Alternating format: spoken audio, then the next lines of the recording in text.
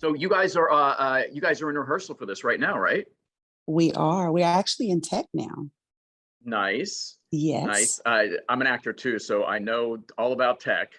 Yes. Yeah. Yes. So how's everything going? Everything has been amazing. We arrived in Washington yesterday. It's just been great watching us kind of grow as a cast and as a family. It's just been great kind of preparing to tell this story and seeing how far we've come in such a short time. So it's been going wonderful. How long have you guys were you guys in rehearsal for before you moved out to Washington? Ooh, a very short time, believe it or not. We had a little less than 3 weeks. Woo. Yeah, yeah. So to see the growth of the cast and we were embodying the characters and to be able to accomplish so much in such a short time has really, really been encouraging. It's been amazing to watch. Where's the first stop at? It's Our in. f- our first stop is in San Diego. Oh, okay, Our that's what I opening, thought. Yeah. yes, yes, yes. We will be there November the 16th to the 21st. We're really excited. How long is the tour? The tour is going to be about 8 or 9 months. I believe we wrap in the end of June. Several cities, 60 cities in a short period of time. Yes. So are you prepared for all that? Oh, absolutely. I think that I am ready for it. I'm living out my dream. I wanted to do this for a very, very long time. I stepped away from theater several years ago. So I wasn't sure that I'd have the opportunity to come back to this.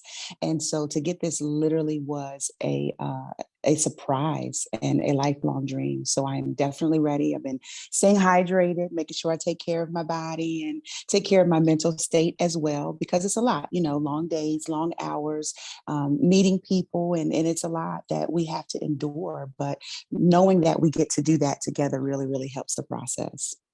So you and I have something in common besides our amazingly good looks. Yeah. Um, Yes. we're both from Maryland. Oh my goodness, that's amazing. Really, what part? I've got to Uh, know. I grew up in Frederick. Really? Yes. Okay. So my mother and her side of the family are from Baltimore, but then Okay, I was raised in Salisbury, so that's just outside of Ocean City. If you're familiar with that, been to Ocean City eight everybody's familiar. million times. Yeah, Yeah, that was like a summertime pastime for us all. So yes, that's really interesting to know. Great, go yeah. So Marylanders! yeah, go all right. That's why I wanted to talk to you. I love talking to people from Maryland who are successful. Um, Wow, thank uh, you. so I assume, being from Maryland, I assume you had actually seen the movie before, right?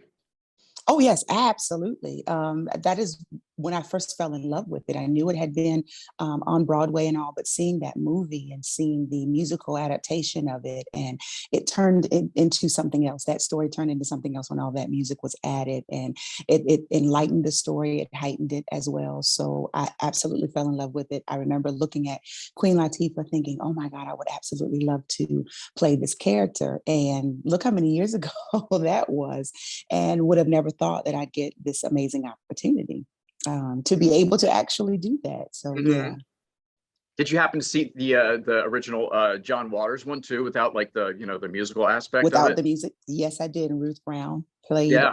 Motormouth Maybelle. Yes, she did a great job as well. So yes, I have seen both. So how did you actually get the part? During my time on The Voice, I had no idea that I was being watched by the amazing powers that be for this show.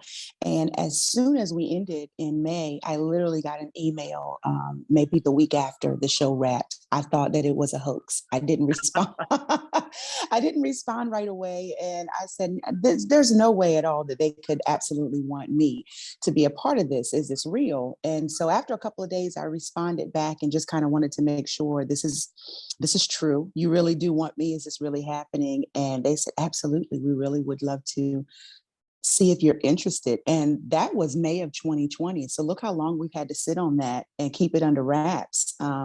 Partly and due to the pandemic, of course, it threw us back twice before we actually got canceled and put on hold. So we were hoping that this would have actually happened last year. And as you know, much of the world shut down, all of the world shut down, and we were anxiously waiting to see if we'd have this opportunity. So when we finally came back around around to it this year and we officially made the announcement, I said, I can pinch myself now. This is really happening. Well, I can't imagine like you booked this amazing part and this amazing opportunity, and you were all ready to go. It was canceled. Were you just like the whole time? Were you just like itching, like, come on, let's go? Oh, absolutely. I wasn't sure that we'd get this opportunity, to be honest with you. Like I said, we were canceled twice, or should I say delayed twice. We were supposed to start maybe the end of summer last year, and then we got delayed to the fall. And then they said at this point, we just don't know. So part of me was wondering, will this ever actually happen? Is it possible that I get my dream handed to me and then it's snatched back from me? And then to finally get the okay and the all clear that we are actually going, and some theaters were opening and Broadway was returning. It was like, oh my goodness, this is actually going to happen. I actually had butterflies in my stomach, Lance. I wasn't sure how to react. And when we did our first press day, I remember I felt like a kid in a candy store. I walked in, I'm seeing wardrobe and makeup and lights and all of this stuff. And I was like, this is really happening. It felt like being on the set with The Voice again. So I was really, really excited about the prospect, about meeting my co-workers, my co-laborers, Nikki Metcalf and Andrew Levitt. So it was just wonderful to be able to share that moment with them. And we were all excited for it. And now it's actually happened. We left yesterday, we were on the bus, and we kind of all had this moment where it was emotional, it was exciting, it was scary, where we said, we've been rehearsing, we've been in New York together, and now we're actually hitting the road. Like, this is real, reality is happening for us. Yeah. Now you said you had obviously done a bunch of shows in the past. Why did you sort of take a break from that? Did you do that to focus more on your singing career?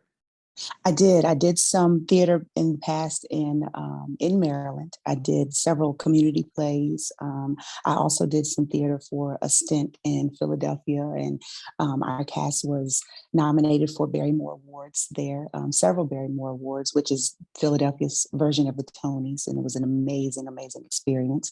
And I did. I took some time away, thinking maybe I'll just focus on music now, and let's see what I do and what I could put out, and then everything changed. After that, I had focused and thought, okay, this is the direction I want to go in.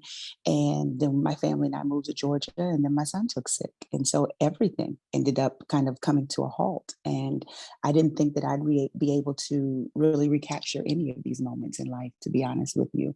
And to be able to sit here with you now and to be able to recount how I was thinking those years ago, and to see all this evolution happen and where I am now in life, you couldn't have convinced me that this would be the case, for sure. Mm-hmm.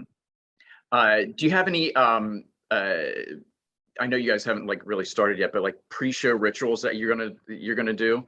You know, like touch the wall, knock on the wall 5 times, or drink a whole gallon of water. Like what are your sort of pre-show rituals that you think you're gonna have? Well, a couple. I start the day first and foremost with 32 ounces of water before I do anything else. Yes, that's right. First thing in the morning, right off the bat, because it's important, it's imperative to stay hydrated and to be able to do what we do and what it calls for and how rigorous it can be. We have to stay hydrated. So I say that to the cast all the time. They're like, oh my God, I can't do that. Yeah, you can. If you need to, you can. So yeah, staying hydrated first and foremost. And then also, we do have this thing that we kind of have established amongst each other, where we kind of go to each other and just say, I've got your back. And it really has made our bond even stronger. So that is something else that we kind of do before our rehearsals, before tech run. We just kind of go up to each other and just whisper, I've got your back. And we try to make sure that we say that to everyone in the room as much as possible before we get started, so that, those pre-show nerves before you go out, that you, I'm sure, know how it is to get in your head.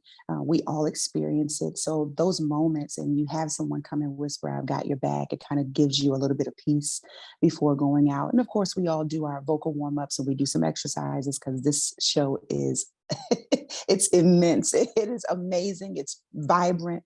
And so it's a lot of movement, a lot of moving parts. So we do exercise and stuff together as well in the morning, or before our run, to make sure we are at our absolute best. I just want to ask you about The Voice real quick. My wife watches the show. She said you were great. Thank you. Tell her thank you. I will. Um, uh, besides this opportunity, is there any sort of opportunities, or how did that change your life and your career, being on that show? Being on The Voice was definitely life changing for me. I would have never experienced some of the things that I have experienced on the show as well as since the show. I was able to do SNL with Nick Jonas in February of this year, which was absolutely amazing. He was not even my coach. So for him to reach out and say, I want you to come and be a part of this, I'm hosting and I'm performing, and gave me that opportunity to do BGV's background vocals for him. But he also gave me a moment to sing a bit of a lead and to shine. And so that blew my mind alone. And I would never have thought that it could get better from there. And then August of this year, I was able to go to Nashville and actually perform on stage with Foreigner.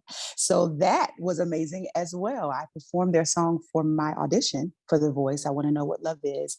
It got millions of views on YouTube, and so many people just commented on it, how they loved that arrangement, they loved that version. And so I kind of reached out and started having conversations with Foreigner when I saw that they were going on tour. And they absolutely knew who I was and remembered who I was, which blew my mind in itself. And when they offered for me to come to Nashville and to perform with them at the Ryman, I just could not believe it. I jumped at the opportunity, and they were so nice, so wonderful to me. These are legends that I grew up listening to. And as soon as I walked in the room, they're like, it's you. and and of course that was my response as well. Wait, but it's you. So that was wonderful to experience that. And then, here I am now embarking on this journey with the Hairspray tour. Nice. Well, I'm going to let you go. I know you're probably on your lunch break right now. Thank you so much. I can't wait to see the show. And I can't wait to see you in it. Thank you. We can't wait to get to San Diego to the Civic. We're really, really excited about it. I certainly hope to see you and meet you in person. Looking forward to it and being with you guys. All right. See you. Thank you so much again. Lance. And break legs on the tour. Thank you. I appreciate it. Thank you. Bye.